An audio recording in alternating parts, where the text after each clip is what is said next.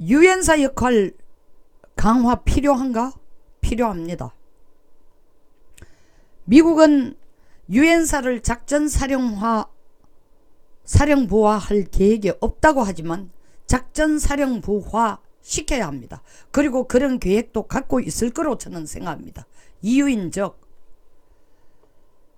이 정부가 북한 핵위협을 독자적으로 우리가 선제적으로 막아낼 능력이 없으면서 작전권만 우리에게 넘겨주고 한미연합사 사령관 자리만 넘겨주고 가급적 미국이 이 땅에서 나가주기를 바라고 있기 때문에 이 상태에서 연합사 사령관 사성장군 자리를 주는 것뿐만 아니라 연합사 역할을 거의 유명무실화 시키고 실질적으로 미래연합사라는 이름으로 바꾸면서 없애고 북한 핵위협에 대해서 대처할 방안을 안 만들어 놓는다는 건 미국 스스로가 동맹을 포기하는 거나 같기 때문입니다.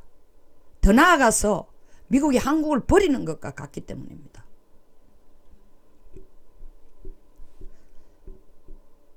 (69년) 전 한국에서 전쟁이 일어났을 때에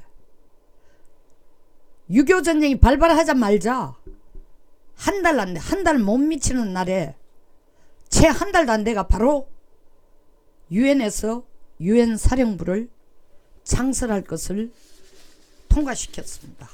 16개국이 유엔 사령부의 깃발하에 한국에 병력을 보냈고 6개국이 의료와 다른 군수 지원을 했습니다. 덕택에 전쟁에 우리는 완성하지는 못했지만 공산화되지 않으면서 전쟁은 지금 정전된 상태입니다. 정전된 상태에서 유엔사의 역할은 이 정전을 감시하는 수준으로까지 머물게 하고 이승만 대통령이 떠나려고 하는 미군을 붙들면서 가지 마시고 최소한 이 땅에 한미 간의 동맹관계를 마련하고 미군을 좀 남겨주시오. 그 덕택에 미군은 이 땅에 주둔하게 됐습니다. 그러다가 닉슨 대통령이 닉슨 독트린을 선언하게 됩니다. 닉슨 독트린은 냉전시대 때 미국이 감당해야 될 양진영이 유럽과 아시아였습니다. 그 당시 미국의 눈에는 아시아는 별 볼 일 없고 유럽이 중요했습니다. 그래서 또한 닉슨 때 미국 내의 경제가 아주 안 좋았습니다. 그때가 바로 금태환 정책을 달러를 가지고 기축통화 만드는 시점이 어떻게 보면 나중에 역사적으로 전화위복이 되었지만 그 당시는 재정적자에 무역적자에 정신이 없을 때였습니다. 닉슨 독트린을 선언한 이유는 미군이 이제 앞서서 모든 전쟁에 개입하고 돈 대주고 군수 지원하고 병력 보내고 할 수 없다. 사실은 그때가 이미 베트남 전쟁에 미국이 깊이 발을 들여놓고 있는 때인데도 불구하고 또 그걸 선언하면서 월맹은 중국을 끌어들이고 월남은 미국과 한국을 끌어들였습니다. 어쨌든 닉슨은 유럽은 동맹국으로서의 지원을 충분히 하지만 아시아는 자기 국방은 지가 담당해라 라는 거로 내던진 게 닉슨 독트린입니다. 닉슨 독트린 이후에 바로 카트가 들어오자마자 닉슨 독트린과 같은 맥락에서 한국에 구태여 병력을 이래 많이 남겨둘 필요가 뭐 있나. 7사단은 철수해라. 2사단이 아닙니다. 동두천에 있는 7사단 2만 명을 사실 그때 미의회에서는 7사단만 철수하는 게 아니라 카트 대통령도 똑같은 생각이었습니다. 병력을 전부 다 철수해라 했는데 2만 명만 일방적인 통보를 하고 끌고 나갔습니다. 여기에 충격을 받은 우리 박정희 대통령, 미국을 믿고 있다간 큰일 나겠구나. 바로 동두천 2만 명이 철수하자마자 불과 8개월 후에 자주국방안을 내기 시작합니다. 그래서 우리 스스로가 무기를 만들고 자주국방력을 키울 수 있는 방법을 찾자고 만들어낸 게 국방과학원입니다. ADD, Agency for Defense Development예요. 그리고 굉장히 박차를 가해서 뭐 포도 만들고 전차도 만들었어요. 처음으로. 조금 지낼만 하니까 뭐 하여튼 그런 식으로 ADD를 만들어 놓고 난 뒤에도 미군을 계속 믿고 앉아있기에는 박 대통령이 너무나 불안했기 때문에 미국에게 얘기했습니다. 우리 핵 만들 거다 하니까 미국 측에서 미사일 협력 지침을 만들면서 너들은 미사일을 800km 이상 나르는 500km 이상 나르는 미사일 만들지 마라라고 제안하니까 그럼 좋다. 도저히 미국을 믿고 못 있을 수가 없으니 한미연합사령부를 만들자. 받아들였습니다. 대통령 돌아가시기 1년 전에 그걸 만들었어요. 만약에 한미연합사령부가 창설되지 않고 어정쩡한 상황에서 박정희 대통령이 돌아가셨다면 참 이 땅은 지금 민주주의가 아니고 공산주의로 뒤덮여 있었을지도 모릅니다. 그래서 78년 11월에 유엔사 해체에 대비하면서 한미연합사령부를 창설하고 전시작전 통제권을 거의 노미널한 이름밖에 안 남은, 왜냐하면 전쟁이 더 이상 계속되지 않고 정전 상태니까 전시작전 통제권이라는 게 큰 의미가 없었습니다. 그렇지만 그럼에도 불구하고 전시작전 통제권을 유엔사가 가지고 있던 걸 한미연합사에 위임을 했습니다. 그 후에는 한미연합사에 의해서 한국과 미국은 Combined Forces, 연합전력으로 훈련도 같이 하고 북한 위협에 대해서 우리가 대비할 수 있는 오퍼레이션 플랜 해가지고 작전 계획 줄여서 작계라고 합니다. 5027을 만들어냈습니다. 전면전, 그것은 재래식 전면전일 때 우리가 어떻게 북한의 침입과 북한의 공격에 대응할 수 있는가, 어떻게 저 위에까지 올라갈 수 있는가, 한국과 미국이 함께 이 계획이었습니다. 그 후에 김영삼 정부가 들어서면서 이제 조금 살만하니까 또 전시작전권 내놔라. 우리가 혼자서 담당할 수 있다. 때를 쓰기 시작하니까 미국이 그럼 좋다, 다 가져가라. 95년에 평시작전권, 전시작전권 2개 다 내줍니다. 그러자 김 대통령 2개 다는 못 받아. 평시만 받을게. 그 상태를 끌어오다 노무현 대통령 때 들어왔어. 자주국방 하겠다. 이제 미국이 나가도 된다. 우리 국방비도 올리고 또 우리 스스로 무기도 한번 만들어 보겠다.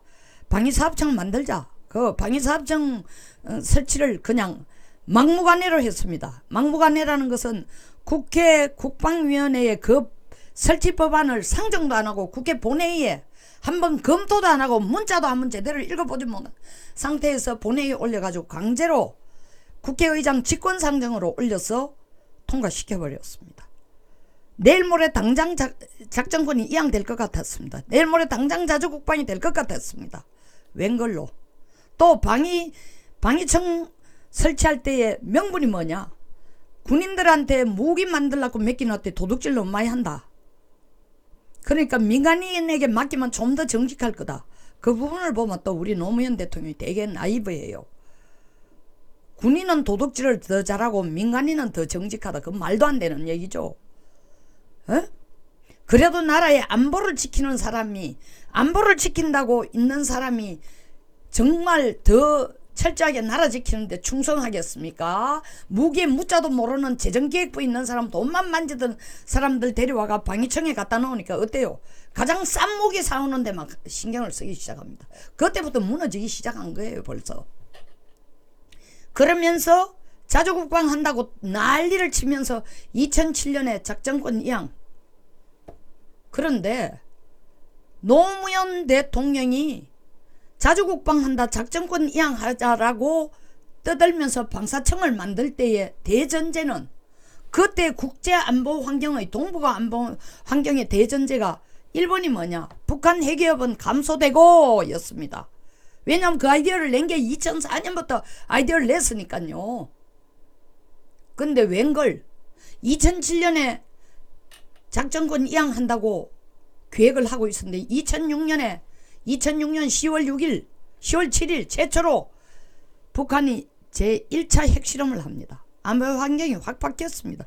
그 후부터 북한은 쉼새 없이 핵개발에 모든 노력을 경주해왔습니다. 2007년이 안 되니까 또 2012년으로 미뤘습니다. 그러면서 그때 국려지책으로 만들어낸 게 뭡니까? 우리 혼자서 한 방위를 해보겠다. 작전권을 이양받을 경우에. 그때 나온 게 KAMD예요. Korean Air Defense, Air Missile Defense. 한국 방공 미사일 시스템이에요. 가능했습니까? 지금도 KAMD, 북한에서 날라오는 이스칸데르 막을 방법 없다고 항복하고 있지 않습니까? 그리고 그때부터 한 게 지금 20년이 다 돼가고 돈을 수십조를 때려였는데도 의미가 없어요. 그러니까 2012년께 또 2015년으로 작전권 이양이 또 미뤄집니다.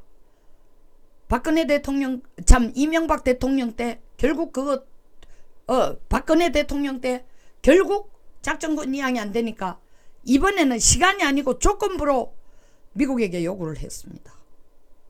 미국도 그 조건부를 받아들였습니다. 안보 환경 바뀌만 해주겠다. 북한 핵위협에 대해서 우리가 독자적으로 막을 능력이 있으면은 작전권 이양하겠다라고 해놔놓고 우리도 미국에게 그렇게 합의해놔놓고 문정권 들어와서 지금 쏜살같이 밀려오는 파도처럼 막 밀어붙입니다. 내 임기 내에 작전권 이양해라. 정경두 국방부 장관이 하는 건 아무것도 없어요. 북한에게 항복해도 좋고 중국에도 항복해도 좋고 북한에게 기부터도 좋으니까 작전권 이양만 하자라는데 목표를 두고 그 기치를 들고 있는 대통령을 따라가고 있습니다. 자, 이런 움직임을 보면서 2012년에서 2015년으로 물론 그때는 문정부 때가 아니었지만 이명박 정부 때 벌써 작전권 이양되는 시기를 또 조정하는 걸 보면서 미국이 이대로 있다가는 한국이 하는 꼴을 보여 언젠가는 한미연합사를 정말 하루아침에 내놓으라 하고 대책 없이 그냥 주한미군 나가라 하고 한미동맹도 제대로 지킬 능력도 없을 것 같다. 걱정한 나머지 2014년부터 유엔사 재활성화 프로그램을 추진합니다. 이거는 그때 수면 위로 아주 적극적으로 하지 않았지만 점차 조직국과 회원국을 확대하기 시작했어요. 조직하고 거의 유명무실해진 것을 다시 살린 거죠. 다시 생명을 불어넣어 살린 겁니다. 그러고 있는 차에 문정권이 하는 걸 보니까 이제 대안 없다. 한국이 연합사 사령관 사성장군 가져갔다고 목에 힘주고 연합사 없애고 미래연합사로 대체한다고 하니까 그게 사령관이 자기들이니까 북한 핵을 혼자 막을 능력도 없고 안보 환경이 바뀐 것도 없고 비핵화에 대해서 구체적으로 추진되는 것도 없는데도 불구하고 문재인 정권은 작전 이양에만 머리를 박고 있다. 코를 박고 있다. 이러다가는 미국이 한국말 다 들어주다가는 한미동맹 자체도 박살나겠다. 대안을 찾아야 되겠다. 그것이 유엔사 활성화입니다. 저는 유엔사 활성화, 유엔사를 다시 역할을 강화하는 것이 한국이 살 길이라고 봐요. 이 정부가 지금 작전권 이양에 속도를 늦출 가능성이 없어요. 근데 지금 작전권 이양하면 북한 핵을 우리 혼자서 선제적으로 막을 능력이 있어요. 안 된다는 거 천하가 다 알아요. 3살 먹은 애도 압니다. 그런데도 무조건 나가라 해요. 목표가 있죠. 연방제 통일. 이때까지 해온 거 봐서 그건 내가 지어내는 얘기도 아닙니다. 김정은에게 빌붙는 거, 김정은에게 충성하는 거 보면은 오직 남북 간에 뭔가 우리끼리 해보자는 거 난리를 치는 거 보니까 미군 빨리 나가라는 겁니다. 근데 미국의 입장에서는 그냥 동맹이 이렇게 떠내려가듯이 놔둬서 될 일이 아니다. 더더구나 중국의 부상이라는 게 1950년대 마오쩌둥이 이 중공군을 보내서 여기에 온 유엔군들과 싸우게 한 것보다도 중국의 힘이 지금 훨씬 더 커졌습니다. 그때 중국은 150만의 군대를 보냈지만 지금 중국은 전 세계에서 경제력에서 미국과 맞짱을 뜨고 미국을 넘어서는 패권국이 되겠다는 입장에서 중국의 영향력이 커지는데 미국이 뒤짐지고 있을 리도 없고, 그 징검다리 역할을 해줄 수 있는 한국과 일본을 함께 묶어야, 그리고 그것을 미국과 연결해야만 중국 봉쇄의 나름대로 역할을 할 수 있습니다. 그러니까 며칠 전 전작권 이양 후에 한미 동맹 위기 관리에 대한 내용에 대해서 개정하자고 하면서 미국이 한국 유사시가 아닌, 한반도 유사시가 아닌 미국 유사시라는 용어를 쓰자는 게 바로 중국의 확장에 대해서 한국도 손을 잡고 동참하라는 뜻입니다. 그냥 한국 유사시 아니고 미국 유사시 나니까 한미 동맹 이익에도 아무 관계, 동맹에도 관계없는, 한국의 이익과도 아무 관계도 없는 나라에 미국이 파병하라 하면 우리가 파병할 것이다. 아닙니다. 우리가 미국하고 동맹관계를 끝내려면은 그런 걱정을 해야 되려니 몰라도 그것도 웃기는 얘기죠. 동맹관계가 끝났는데 미국이 그걸 요구할 리가 없습니다. 그리고 한미 동맹에 상호 이익이 안 되는 지역에 한국 혼자 파병하라. 미국이 파병하니까 한국도 파병하라. 말이 안 되는 얘기죠. 그건 당연히 우리가 거절할 명분이 있다는 거죠. 그럼 이와 같은 요구를 한국에만 하느냐? 아닙니다. 일본에게는 이미 20년 전에 했습니다. 그리고 법제화해 두었습니다. 냉전시대 때에 일본은 미일 동맹을 맺으면서 한 내용이 뭡니까? 첫째는 한반도에 대해서 소련의 공산주의가 한반도까지 내려오는 걸 막으라. 소련 공산주의를 봉쇄하기 위해서 미국하고 손을 잡고 막자고 하는 목표 하에서 미일안보 동맹을 맺었습니다. 근데 소련이 붕괴되고 나니까 일본이 한 3년간 황당했어요. 자, 소련 붕괴됐다. 공산주의도 없어졌다. 일본이 미국과 함께 막아야 될 공산주의도 없다. 북한은 남아있지만 1990년 초반에 북한은 아무런 위협이 실제로 안 됐습니다. 일본에게. 그러니까 일본은 그때부터 고민하기 시작했습니다. 야, 우리가 앞으로 나가야 될 길이 뭐냐? 우리 1945년 이전과 같은 군사대국으로 가자 한 아이디어였습니다. 두 번째 아이디어는 그럴 거 없다. 이제 전쟁 진절이 난다. 핵 피해를 본 나라가 우리나라인데 왜 핵을 만들고 군사강국이 되려고 하냐? 스웨덴 같은 국가처럼 중립으로 남자. 세 번째 아이디어가 아니다. 지금 당장은 공산주의가 없어져가 세상이 평화로운 것 같고 미국이 유일 초강대국이지만 중국이 점차적으로 커지고 세상의 안보 환경은 충분히 변할 수 있고 또 당장 우리가 페르시아만에서 기름 같은 걸 사오는 데 있어가 우리를 보호해 줄 나라는 그 미일 안보 동맹의 핵심 내용 중에 또 하나가 해상교통로 보호입니다. 그러니까 미국 없이는 우리는 무역도 우리 마음대로 편하게 할 수 없다. 미국 신세를 져야 된다. 그러니까 미일 간의 안보 동맹을 더 강화시켜 나가는 것이 가장 경제적이고 가장 효과적이다. 그 결론에 이르러서 그 다음 해인 1994년 미일 안보 신안보 동맹을 맺습니다. 훨씬 더 냉전대보다 강화된 거죠. 그리고 범위도 넓어집니다. 그때 이미 일본은 일본의 유사시가 아닌 미국의 유사시까지 생각하고 있었습니다. 그게 어디 드러났냐? 3년 후에 신안보 가이드라인, 뉴 가이드라인 신안보 지침에서 보면은 일본이 커버해야 될 영역이 훨씬 넓어집니다. 일본 섬덩어리만 아니거든요. 그리고 2년 후 1999년에는 주변사태법이라는 것을 제정합니다. 일본 내에서. 그 주변이라는 건 단순한 지리적인 주변이 아니고 그 지리적이냐 아니면 국가 이익이냐에 따라서 논란이 많았습니다. 왜? 주변이라고 할 때는 단순한 니어 에어리어지만 페르시아만, 일본에서 11,000km 떨어진 페르시아만은 거리상으로는 절대 주변이 아니지만 석유를 수입해가지고 석유 한 방울 안 나는 일본으로서는 페르시아만이야말로 자기들에게 치명적인 이익과 관련된 나라예요. 그럼 그게 주변 사태라는 거죠. 주변에 문제가 생기면 그 주변 사태다. 거기에서 전쟁이 나거나 뭐가 날 때 미국이 전쟁을 하면 일본이 지원하지 않으면 안 된다. 왜? 일본의 국익을 위해서. 그 주변사태라는 용어가 나오고 주변사태법이 나왔을 때 영어편, 일어편, 그리고 한국어 번역본 말이 많았습니다. 갑론을박 많았습니다. 일본은 디펜스하기에 급급했습니다. 그리고 16년이 지난 2015년 일본은 11개의 안보 관련법을 통과시킵니다. 소위 말하는 개헌, 헌법을, 평화헌법을 공개적으로 개헌하지 않았다 뿐이지 헌법에서 일본의 평화헌법 구조에서 제한하고 있는 전쟁할 수 있는 전력을 키운다. 전쟁을 할 수 있다.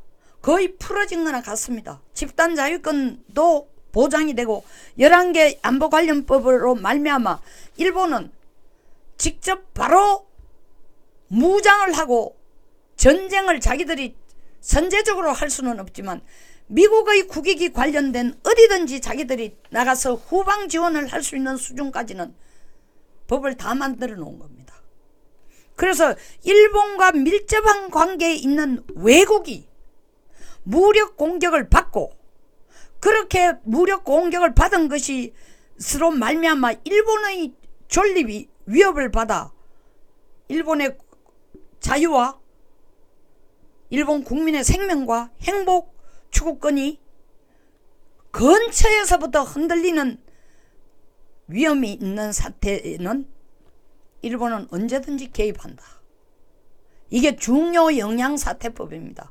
참 광범위한 법입니다. 중요영향이라는 건 미국 유사시보다도 어쩌면 더 넓을지도 모릅니다.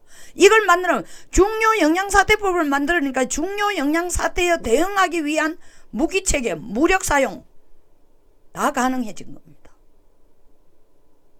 똑같은 것을 미국은 우리에게 지금 요구하고 있습니다.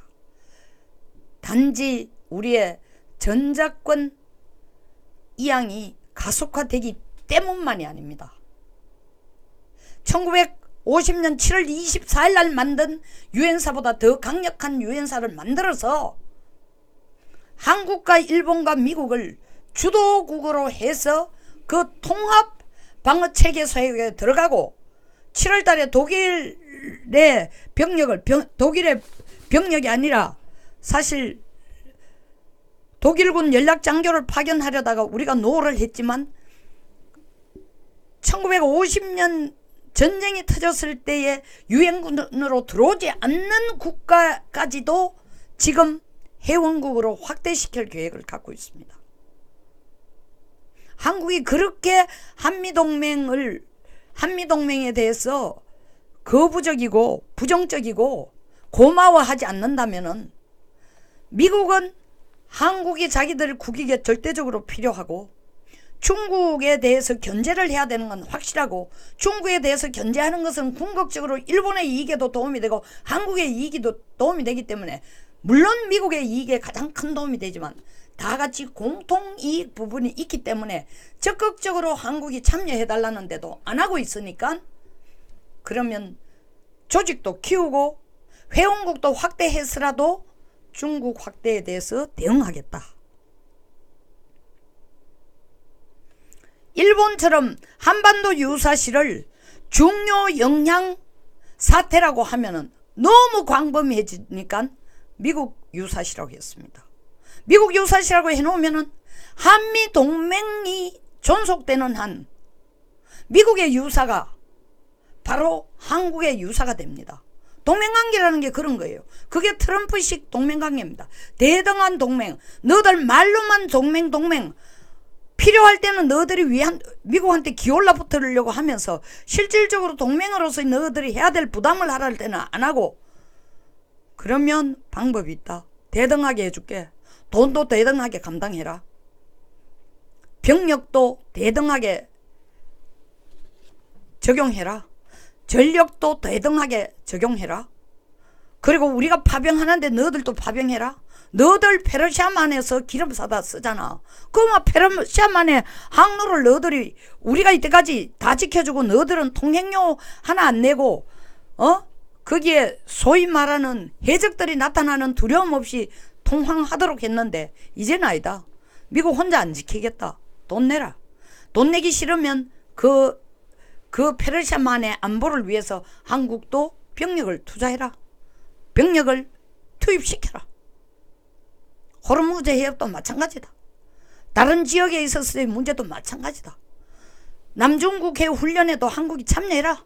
인도 태평양 협력이라는 게 다 한국으로부터 시작해서 대만을 지나 동남아시아를 지나 말라카 해협을 지나 인도를 지나 그리고 아프리카로 가는 배들이 다 지나가는 길인데 이때까지 공짜로 바다에 대해서 위협은 하나도 느끼지 않고 해상교통로를 그냥 막 썼다. 너희들 고속도로를 써도 고속도로 통행료 내잖아. 마찬가지다. 한국 그것도 내라.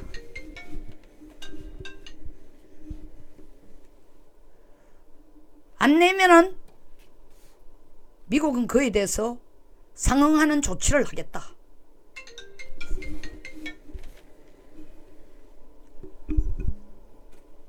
그것이 미국의 요구입니다.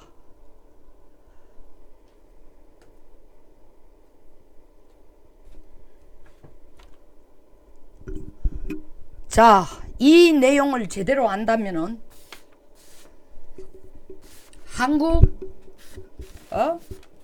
미국이 작전권 이양 후에도 유엔사를 통해서 한반도 주도권을 장악할 의도를 갖고 있다느니, 그리고 미일 정상통화한 내용을 훈련 시나리오에 포함시킨다는 이런 얘기를 안 하겠죠. 왜냐하면은 미일 간의 미일 안보 협력이라는 게 사실은 핵심이 뭡니까?